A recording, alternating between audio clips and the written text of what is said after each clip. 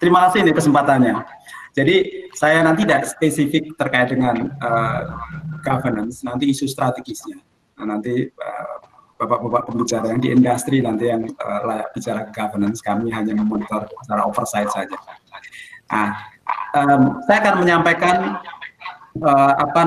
perkembangan ya kinerja perbankan dulu sebagai background, kemudian perubahan landscape ekosistem perbankan yang ternyata COVID ini, pandemi ini luar biasa mengubah landscape dan memberikan akselerasi yang luar biasa di sektor keuangan. Nah, ini Bapak Ibu sekalian, perbankan di dalam industri keuangan masih menjadi backbone, masih menjadi benchmark, masih menjadi anchor, dan menjadi engine of growth dari perekonomian kita.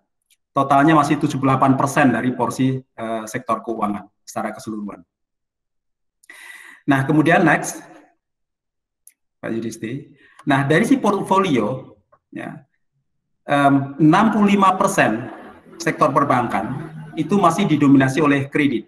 Ya, dulu ketika belum ada financial deepening yang dipromot Bank Indonesia, belum ada skema-skema kuasi kredit yang lain, kredit masih sempat mencapai 72%, 70%. Nah, sekarang hanya 65% dari total portofolio perbankan. Ini menjadi engine of growth, sekaligus di masa pandemi, ini yang terpukul paling telak. Ya, every crisis ternyata is a new crisis, itu benar di sana. Ya. 1998 sektor perbankan terpuruk, UMKM menjadi backbone, 2008-2009 juga demikian. Khusus di 2020 ini, sektor UMKM kredit ini KO di ronde awal. Yang kita beruntung sektor keuangan jangan sampai KO di ronde-ronde awal. Karena kalau sudah begitu, akan kolaps semuanya. Oke, next Mas Yudisti. Nah, secara peta statistik kita, Bapak Ibu sekalian, jadi saat ini ada 110 bank di sektor keuangan kita. Jadi buku 4 itu ada 7 bank, buku 3 ada 26 bank, buku 2 63 bank, dan buku 1 14 bank. Jadi mayoritas dominasi populasi kita itu ada di bank-bank yang memiliki kerentanan quote-unquote cukup tinggi. Di buku 1 dan buku 2 ada sekitar 77 bank. Dan struktur perbankan kita saat ini dikuasai oleh sejumlah kecil bank dengan market share besar di buku 4. Dan ini memang fenomena umum dalam sektor keuangan di berbagai yurisdiksi. Ya, struktur keuangan selalu oligopolistik. Nah, Bapak Ibu sekalian, jadi porsi buku 1, buku 2 yang populasinya cukup besar itu, ya, ini hanya sekitar 13% dari total market share banking industry kita. Ini PR kita ke depan. Dan buku 1, buku 2 dalam 5 tahun terakhir share-nya terus menurun. Hampir tinggal sepertiga atau setengahnya. Nah, kemudian kalau kemudian dari struktur kepemilikan, bank pemerintah itu ada 4 bank, BPD kita ada 26 bank, swasta nasional yang murni dimiliki oleh mayoritas domestik itu adalah 40 bank, kantor cabang bank asing sekarang 8 bank, dan bank dengan mayoritas kepemilikan asing itu 32 bank. Jadi kalau kita bicara bank asing, itu adalah kantor cabang bank asing dan bank dengan mayoritas kepemilikan asing. Totalnya 40 bank. Nah, ini yang selalu banyak dikhawatirkan kenapa OJK terus mengundang asing untuk masuk dan seterusnya. Kita perlu kita perlu modal sebagai pendorong. Ya, yang paling adalah mereka komit. Tetapi meskipun demikian, porsi bank asing itu masih relatif kecil, 27% dibandingkan dengan share kepemilikan bank domestik yang 73%. Ya. Nah, Bapak Ibu sekalian, jadi kekhawatiran-kekhawatiran seperti itu juga tidak terhadap asing. Kita perlu komitmen pemegang saham yang mampu terus mendukung bank dan berkontribusi kepada perekonomian.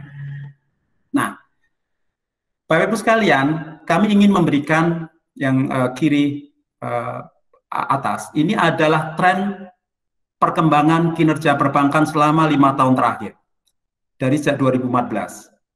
Ketika ada mini crisis 2014-2016, pada saat itu ada tapering off, capital outflow, perbankan terpengaruh juga. Terus kemudian 2018-2019 ada isu perang dagang, tetapi tidak menghentikan pertumbuhan kinerja perbankan baik di sisi aset, kredit maupun DPK. Tetapi 5 bulan terakhir, dari bulan Januari sampai dengan saat ini, merebaknya COVID benar-benar berdampak dan menghentikan pertumbuhan kinerja perbankan. Ya, pertumbuhan melandai dalam 5 tahun terakhir dan cenderung bertumbuh negatif pertumbuhan kredit pada bulan Juni year to date di minus 1,21%. Bank-bank cenderung melakukan konsolidasi dan lebih selektif dalam penyaluran kredit karena tingginya risiko kredit. Nah, NPL growth Bapak Ibu sekalian, itu 5 bulan terakhir itu meningkat cukup pesat, saat ini growth-nya 3,11%. Namun demikian, ya, meskipun OJK memberikan relaksasi dan mengizinkan bank untuk sejenak tidak membentuk CKPN, ya, terkait dengan kredit restru, tetapi NPL net kita masih terjaga di 1,13%. Bank-bank juga tidak mau mengambil risiko dan tetap membentuk cadangan. Jadi ini yang membuat kami agak sedikit tenang karena ternyata coverage bank-bank dari sisi potensi kenaikan risiko kredit itu juga cukup bagus. Jadi total loss istilahnya kalau kita bicara NPL itu kan kita bicara di netnya. Itu open posisi untuk total loss di sisi bank.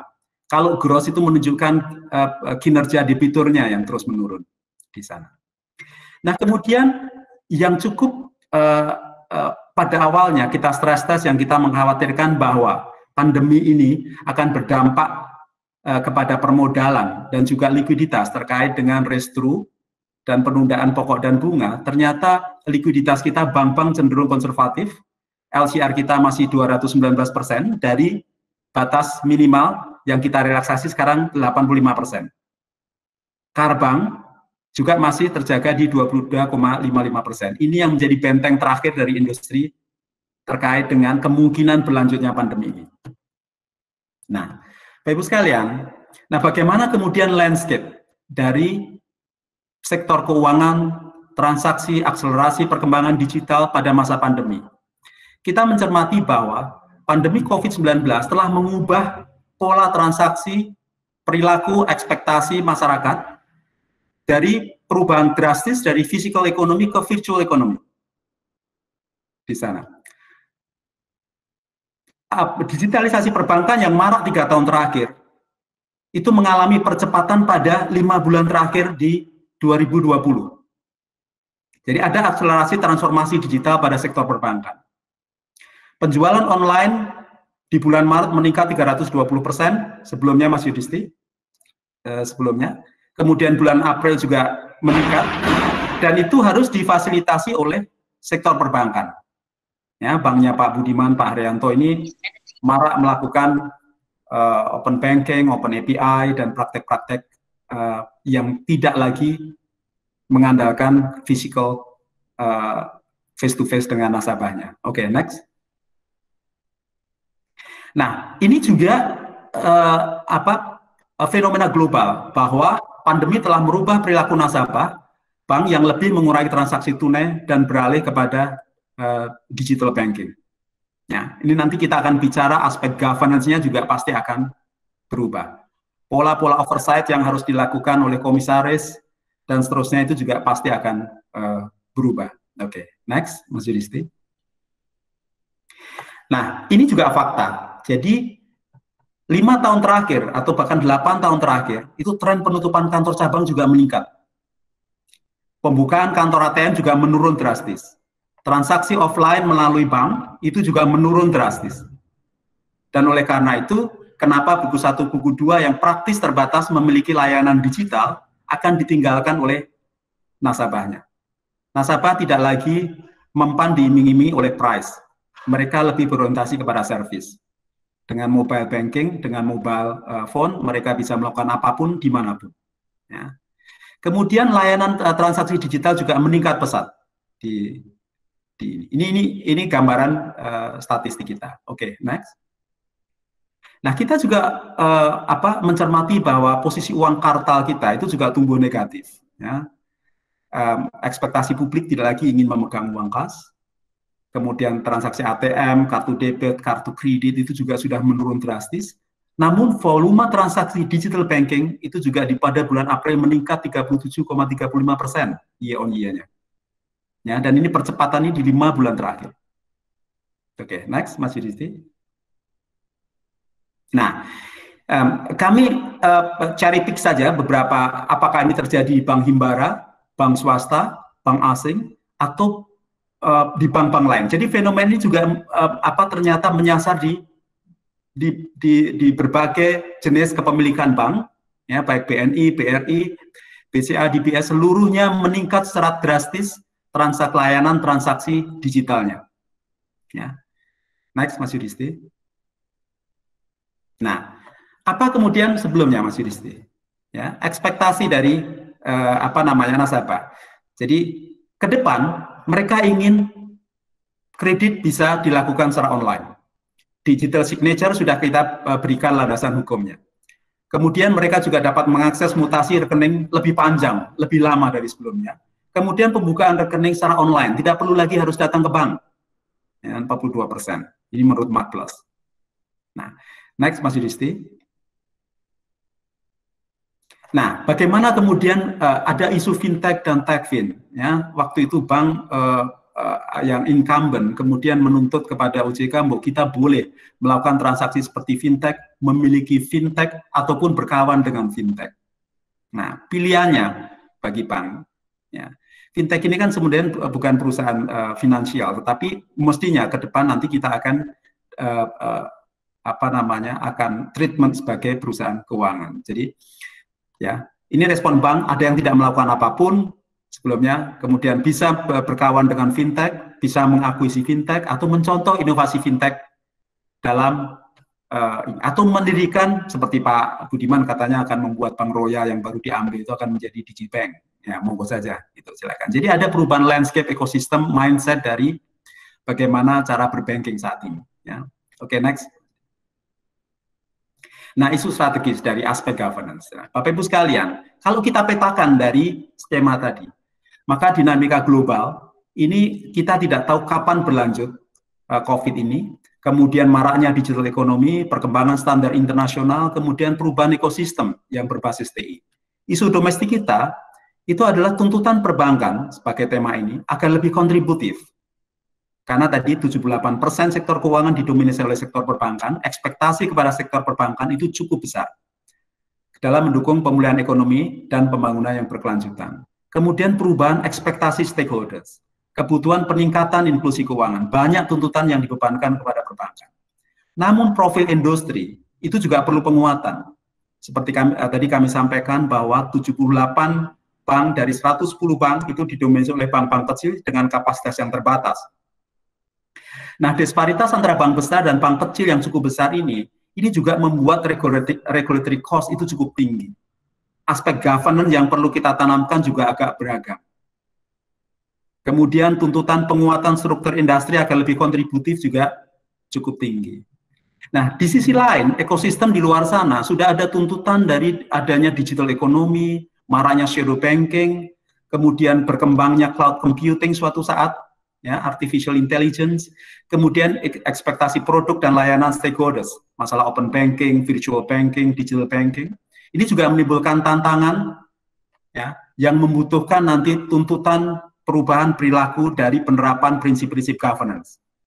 Masalah skala usaha yang masih disparitas cukup tinggi, daya saing kita yang masih rendah, kapasitas modal yang terbatas, kemudian munculnya risiko-risiko baru, risiko digital, cyber security. Kemudian suatu saat ada what if kalau ada sistem failure, seperti yang terjadi dalam skala kecil di perbankan Jepang, Amerika, dan juga di Cina. Nah, solusi industri kita sudah berpikir, di satu sisi dalam pandemi ini kita juga dituntut untuk terus memberikan stimulus dan tuntunan agar perbankan lebih kontributif. Ya, beban perbankan cukup besar, sementara skala restru itu juga cukup besar. Kemudian adanya akselerasi transformasi digital dan tuntutan percepatan konsolidasi. Bank-bank kecil tidak akan bertahan dalam cukup lama dalam era seperti ini. Dan oleh karena itu penguatan industri itu menjadi suatu keniscayaan dan ultimate goal-nya adalah perbankan yang resilient, berdaya saing, dan kontributif. Next, Mas Yudhisti. Nah, Bapak Ibu sekalian, ini dua isu dari si governance terkait dengan aspek cyber security nanti. Yang kedua terkait aspek data privacy dan protection. Nasabah terkadang sudah merelakan seluruh data-data dirinya kepada e-commerce. dan bank dengan open API-nya membuka akses. Tetapi ketika bocor, nasabah itu kemudian menuntut bank, kenapa data saya bisa kemana-mana. Nah, aspek konsen dari customer ini juga akan menjadi isu ke depan. Ya, Bapak Ibu sekalian. Baik, next. Nah, Bapak Ibu sekalian, di sisi lain, regulator juga mengalami dilema di era digitalisasi. Apakah kita, ya, karakteristik regulator ini kan sebenarnya risk averse. Dan regulator tidak dirancang untuk mendorong perubahan pasar secara drastis. Sistem regulasi dibangun dari lesson learned sejarah dan pengalaman buruk. Semakin krisis, kita semakin ketat menjaga bank. Kerangka regulasi juga dibuat sedemikian rule-based, ketat, rigid, dan cenderung risk averse. Nah, bagaimana di luar sana kemudian? Apakah pilihan kita sebagai regulator? Ya, istilah kita adalah diabolical versions of dilemma. Jadi dilema yang cukup rumit. Apakah kita akan mengambil manfaat dari inovasi itu dengan memberikan ruang yang lebar bagi perbankan untuk melakukan inovasi, atau kita cenderung tetap kepada aspek risiko, yang artinya tidak memberikan lingkungan kondusif bagi perbankan untuk terus melakukan inovasi. Ini dilema kami. Dari si aspek governance, ya, nanti dengan inovasi, kadang-kadang pokoknya kita harus menjadi champions dari si produk dan layanan. Risiko nanti bisa, jadi istilahnya bagaimana nantilah, bukan nanti bagaimana ya, yang seperti itu. Nah, ini kan juga masalah pergeseran governance, ya, di era digitalisasi. Karena kalau kita terlambat, kompetitors kita juga akan masuk lebih cepat. Oke, next, Mas Yudisti. Nah, ini Bapak Ibu sekalian, gambaran terakhir. Ini juga nanti aspek konvensional dari governance. Terkait dengan Restro, yang saat ini potensinya ada 15 juta nasabah, dan potensi Restro di pipeline ada sekitar 1.300 triliun. POJK 11 kita sudah memberi rambu-rambu, kita tidak lagi ke rule base, karena ini permintaan industri juga demikian, lebih kepada principle base. Kita sudah percaya dengan industri, bahwa silakan melakukan Restro, tetapi hindari free rider, ya, hindari moral hazard di sana. Dan saat ini, yang sudah terrealisasi adalah 784 triliun. Mayoritas adalah UMKM dari sisi populasi, tetapi dari sisi jumlah masih yang non-UMKM. Ya, kita masih terus mencermati bagaimana akhir dari Restro ini. Sembari terus melakukan stress testing melihat daya tahan perbankan. Oke, next, Mas Yudisti. Nah, Bapak Ibu sekalian, kita juga sudah pagarin dari si tingkat kesadaran kita, ya, bahwa atap, kita percaya bahwa bank itu tetap berprinsip menerapkan prinsip governance dengan seluruh infrastruktur dari sisi oversight, dari sisi komisaris, integriti daripada direksinya, dan kemudian berbagai risiko. Kemudian dari sisi outcome-nya, basisnya adalah modal sebagai fondasi, dan kemudian outcome-nya adalah rentabilitas. Disitulah kita menilai peringkat tingkat kesehatan bank. Jadi dari si bisnis proses kita juga sudah secara komprehensif mencermati kinerja dari bank. Oke, next. Nah, Bapak Ibu sekalian, ini mungkin tayangan yang slide yang terakhir, bahwa bagaimana aspek governance dari si bisnis proses, ya, baik dari sisi struktur, governance proses maupun outcome, itu sudah tercermin. Dari si bisnis proses, profil risiko menunjukkan appetite, exposure risiko dari bank. Outcome-nya kita nilai dari si rentabilitas, dari earning, dan kemudian basis ekspansinya dari si permodalan. Ya, seluruhnya dipayungi oleh praktek-praktek implementasi dari prinsip-prinsip governance, transparansi, accountability, responsibility, integrity, fairness dari baik komisaris maupun direksi. Oke, next, Mas Yudisti.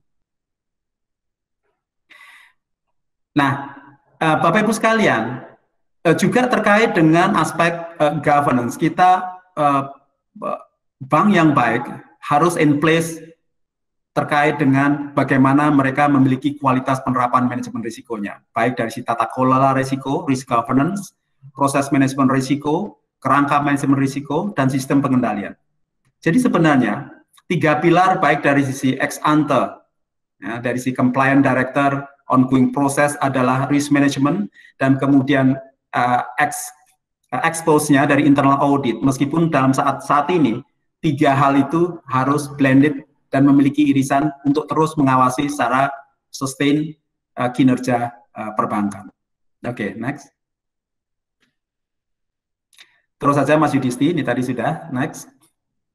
Nah, Bapak Ibu sekalian, sebagai wrap-up, bahwa terdapat shifting behavior saat ini dari perilaku nasabah, kemudian bagaimana bank juga sudah mengubah pola layanan dari segi produk dan layanan, dan tentu saja nanti ke depan akan ada pergeseran paradigma dan cara-cara penerapan dari prinsip-prinsip governance, integrity, moral hazard, dan seterusnya.